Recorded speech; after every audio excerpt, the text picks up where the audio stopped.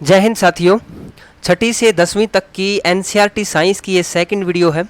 यहाँ पे आज का जो हमारा टॉपिक रहेगा वो रहेगा पार्ट 3 तंतु से वस्त्र तक। तो इसके अंदर टोटल 10 क्वेश्चन रहेंगे। तो चलिए हम यहाँ पे क्वेश्चन देख लेते हैं। सबसे पहला क्वेश्चन जो है हमारा उसको देख लेते हैं। तो पहले क्वेश्चन की अगर हम बात करें यहाँ पे, तो पहला क्वेश्चन हमारे लिए जो रहने वाला है वो है, सुई में धागा पिरोते समय कई बार धागे का सिरा पतली लड़ियों से पृथक हो जाता है, अलग हो जाता है। उन लड़ियों को क्या कहते हैं? तो उन लड़ियों को हम बोलते हैं दोस्तों तंतु। क्या बोलते हैं? तंतु।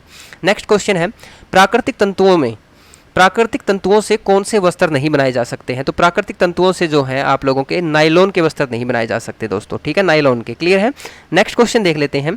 अगर आपको इनकी पीडीएफ चाहिए ना, डिस्क्रिप्शन में टेलीग्राम ग्रुप का लिंक है, तो आप टेलीग्राम ग्रुप के लिंक को ज्वाइन कर लीजिए। वहाँ पे आपको पीडीएफ डेली मिलती रहा करेगी। और चैनल को सब्सक्राइब कर लो भाई। 82% ऐसे साथी हैं जो चैनल को सब्सक्राइब नहीं करते। भाई पैसा तो लगता नहीं है आपका, सब्सक्राइब करोगे तो हमें मोटिवेशन मिलेगा, वीडियो ज़्यादा लेके आएंगे, नोट्स अच्छे अच्छे डालेंगे आप लोगों के लिए, ठीक है। चलिए क्वेश्चन नंबर 3 देखते हैं। संश्लिष्ट तंतु का कौन सा उदाहरण है? तो पॉलिएस्टर जो है संश्लिष्ट तंतु का उदाहरण है। उसके बाद क्वेश्चन नंबर 4 है, दुग्ध देने वाले पशुओं के चारे में बिनोलों का प्रयोग किया जाता है। यह बिनोले हमें कहाँ से उपजते हैं? तो ये बिनोले जो होते हैं ना, हमें कपास से मिलते हैं। आप लोगों को पता है, देहात से हो आप सारे के सारे तो बड़े अच्छे से आप लोगों को पता होगा। शहर वालों को इसके बारे में कम ज्ञान होगा, लेकिन उनको भी धीरे धीरे पता लग जाएगा। कपास का मतलब होता है कॉटन। जूट के वस्त्र जो होते हैं कौन से पौधे के किस भाग से प्राप्त होते हैं?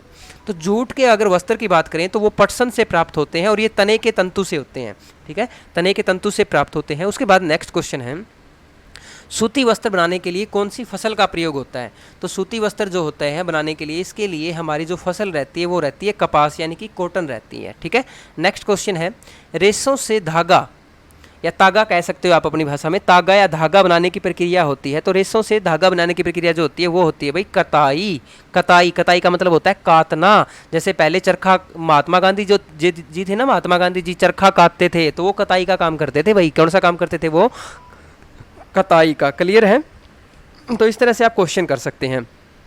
अगर आप हरियाणा पुलिस या किसी एग्जाम की तैयारी कर रहे हैं तो आप लोगों के लिए प्लेलिस्ट बना रखी है भाई फ्री बैच की। वहाँ पे आप लोगों को कम्प्लीटली आप लोगों के जीके है और आपके सारे के सारे सब्जेक्ट्स है, तो उस कोर्स को आप ज्वाइन कर लीजिए, ताकि आप लोगों को अच्छे अच्छे नोट्स भी मिल जाएँ और अच्छी अच्छी क्लासेज मिल जाएँ। नेक्स्ट क्वेश्चन है, वस्त्रों की बुनाई के लिए प्रचलित युक्ति कौन सी है? तो बुनाई की अगर हम बात करें, बुनाई के लिए जो है करघे का इस्तेमाल किया जाता था, ठीक है, करघे का, ठीक है। चरखा जो होता है बुनाई के लिए नहीं होता, कताई के लिए होता है। इसलिए यहाँ पे बहुत सारे बच्चे देखेंगे क्वेश्चन के अंदर उपयुक्त सभी, अरे उपयुक्त सभी आएगा, तो मेरे भाइयों गलत हो जाएगा, ध्यान रखिएगा, ऐसी गलती कभी मत करना। नेक्स्ट क्वेश्चन है, निम्न में से कौन सा कथन सही नहीं है? तो आप लोगों को बताना है कौन सा कथन सही नहीं है, ठीक है। तंतुओं से तागा बनता है, गलत है। कपास से बीजों को अलग करना ओटना कहलाता है, ये भी गलत है। पटसन तंतु पटसन के ततनी से प्राप्त होते हैं, ये भी गलत है, ठीक है, तो सही नहीं है, ठीक है। ये आपने ऑप्शन के अकॉर्डिंग तीनों की तीनों बातें वास्तव में सही है, लेकिन ऑप्शन के अकॉर्डिंग सही नहीं है, पूछा है क्वेश्चन के अंदर, सही नहीं है। इसी वजह से रेशम जो है तंतु किसी पादप के तने से प्राप्त होता है, तो ये सही नहीं है, ठीक है, ये गलत रहेगा। क्लियर है? तो इस तरह से आप क्वेश्चन को करेंगे। नेक्स्ट क्वेश्चन जो है आज की वीडियो का, इसके अंदर क्वेश्चन में पूछा गया है, निम्नलिखित में से कौन सा जांतव तंतु है? तो कौन सा जांतव तंतु है? तो यहाँ पे जो ऊन रहेगा वो क्या है? एक तंतु रहेगा, ठीक है। नेक्स्ट हम बात करते हैं, अपना जो नेक्स्ट टॉपिक रहेगा इसी के अंदर वो रहेगा नेक्स्ट वस्तुओं के समूह बनाना। क्लियर है? वस्तुओं के समूह बनाना चौथा टॉपिक रहेगा अपना, ये वस्तुओं के समूह बनाना। चलिए इसका पहला क्वेश्चन कर लेते हैं। तो पहले क्वेश्चन की तरफ चलते हैं। यहाँ पे वस्तुओं के समूह किस आधार पर बनाए जाते हैं? जैसा कि टॉपिक का नाम है वस्तुओं के समूह है, तो ये किस आधार पर बनाए जाते हैं? ये एक तो आकृति देख के बनाए जाते हैं, और एक जिस पदार्थ से बनी है उसके आधार पे बनाए जाते हैं। तो दो आधार हैं, पदार्थ को देख के और उनकी आकृति को देख के। पेन जो है, पेन किस पदार्थ से बनता है? पेन जो होता है वो आपका प्लास्टिक का भी हो सकता है, धातु का भी हो सकता है, और लकड़ी का भी हो सकता है। क्लियर है?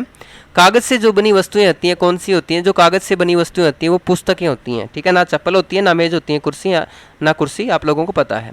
किसी वस्तु को बनाने के लिए पदार्थ का चयन किस बात पर निर्भर है? तो पदार्थ का चयन जो होता है, एक तो उसके गुण के ऊपर होता है, और एक उसका उपयोग की जाने वाली वस्तु के प्रयोजन के ऊपर होता है, ठीक है। उसके बाद नेक्स्ट क्वेश्चन है क्वेश्चन नंबर 5, पदार्थ में जिनमें धुती तथा चमक होती है उन्हें कहते हैं। तो जिसमें चमक भी होती है और धुती भी होती है तो उसको हम धातु बोलते हैं। धातु, धातु की अपनी चमक होती है भाई। जिन पदार्थों को संपीड़ित करना कठिन होता है उन्हें क्या कहते हैं भाई? कठोर पदार्थ कहते हैं, ठीक है, हार्ड मैटर। उसके बाद नेक्स्ट क्वेश्चन है भाई आपका, कौन सा ठोस पदार्थ जल में मिश्रित करने पर विलुप्त नहीं होता? तो देखो कौन सा, नमक विलुप्त हो जाएगा, चीनी विलुप्त हो जाएगी, लेकिन चौक पाउडर विलुप्त नहीं होगा भाई। पारदर्शी पदार्थ के उदाहरण है, पारदर्शी यानी कि जिसके आर पार देखा जा सके। तो हवा के आर पार देखा जा सकता है, जल्दी से बताइए मुझे, जल के या कांच के? इस क्वेश्चन को जल्दी से आप कमेंट सेक्शन के अंदर इसका आंसर दे दीजिए, जल्दी से बता दीजिए क्या आंसर रहेगा, ठीक है। नेक्स्ट क्वेश्चन देखते हैं, क्वेश्चन नंबर 9। क्वेश्चन नंबर 9 को देखते हैं, ऐसे पदार्थ जिनसे होकर वस्तुओं को देख तो सकते हैं परंतु वह स्पष्ट नहीं दिखती उन्हें कहते हैं। यानी कि ऐसे पदार्थ जिनसे होकर वस्तुओं को देख तो सकते हैं परंतु वह स्पष्ट नहीं दिखती उन्हें कहते हैं। जैसे तेल लगा कागज, क्या होता है ये? पारभासी। बचपन में देखा होगा आपने, सर के ऊपर जो ज़्यादा बच्चा तेल लगा के आता था उसके बाद पेज के ऊपर आर पार देखने की कोशिश करता था तो उसको बिल्कुल साफ नहीं दिखाई देता था वो, क्लियर है ना। उसके बाद देखो, निम्नलिखित में से कौन सा पदार्थ चमकदार होता है? चमकदार कौन होता है भाई? सूती कमीज नहीं होती भाई, जूते, पुस्तक, स्टील की कमीज जो होती है, स्टील जो होता है ना चमकदार होता है, चमकता है, लश्कारे मारता है, लश्कारे, है ना।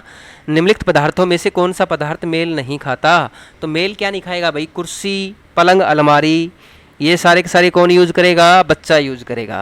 तो बच्चा क्या है? बच्चा यादव नहीं है यहाँ पे कहीं, बच्चा यादव सोचो आप, तो बच्चा यादव नहीं होगा यहाँ पे, बच्चे की बात हो रही है, क्लियर है। तो ये हमने 11 क्वेश्चन कर लिए भाई आज की वीडियो के अंदर। तो 2 टॉपिक आज की वीडियो के अंदर भी हमने किए हैं। उम्मीद करता हूँ वीडियो पसंद आई होगी। तो चैनल को सब्सक्राइब कर दो भाई, 82% ऑडियंस ऐसी है जो सब्सक्राइब नहीं कर रही, तो क्यों बढ़ा रहे हो आप मेरा परसेंटेज बिना सब्सक्राइब करने वालों में? दोस्तों सब्सक्राइब कर दिया करो, कोई पैसा थोड़ी लगता है। चलिए इस वीडियो में इतना ही, thank you, have a good day.